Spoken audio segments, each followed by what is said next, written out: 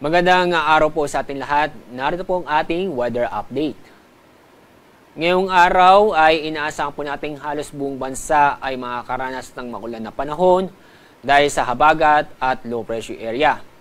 Dito sa Luzon, ang mga lugar po na makakaranas po ng mga kalat-kalat na pag-ulan at thunderstorm ay sa Cagayan, Isabela, ganoon din po sa Quirino, Bulacan, Calabarzon, Mimaropa, Metro Manila, ganoon din po sa Bataan at Bicol Region. Kaya paalala po sa mga kababayan po natin na mag-ingat po tayo sa mga posibleng pagbaha o pagguho ng lupa. Dahil po, minakita po kami na may tsansa ng mga pamisa-misang malalakas na pag-ulan.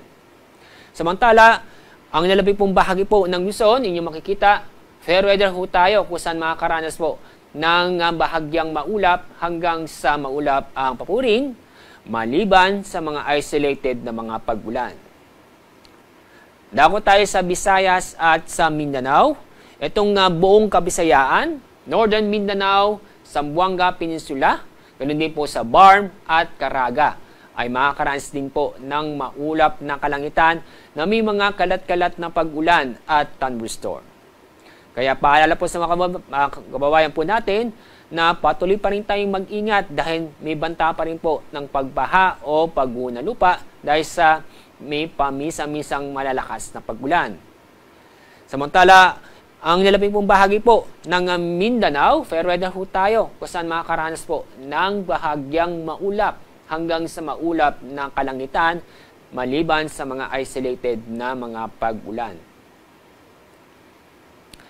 Inyo makikita, halos buong bansa ay nakakaranas po ng maulap na kalangitan na may mga pag-ulan. Yung pong southwest monsoon o habagat, naapektuhan po ang kanlurang bahagi ng Southern Luzon hanggang sa Mindanao. Yung pong low pressure area, kaninang alas 3 na madaling araw, huli na mataan, nasa vicinity ng Catbalogan City, Samar. Itong low pressure area ay nanatiling mababa ang tsansa na maging bagyo. Bukas, halos buong bansa pa rin na makakaranas ng maulan na panahon dahil sa habagat at low pressure area.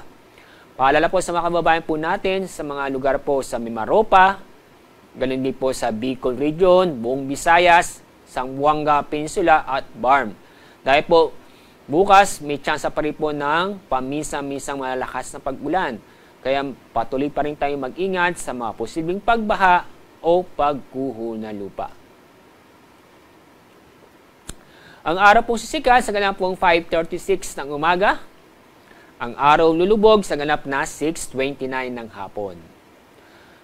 Yan po ang ating weather update mula sa Pag-asa. Ako po si Alzar D. Aurelio.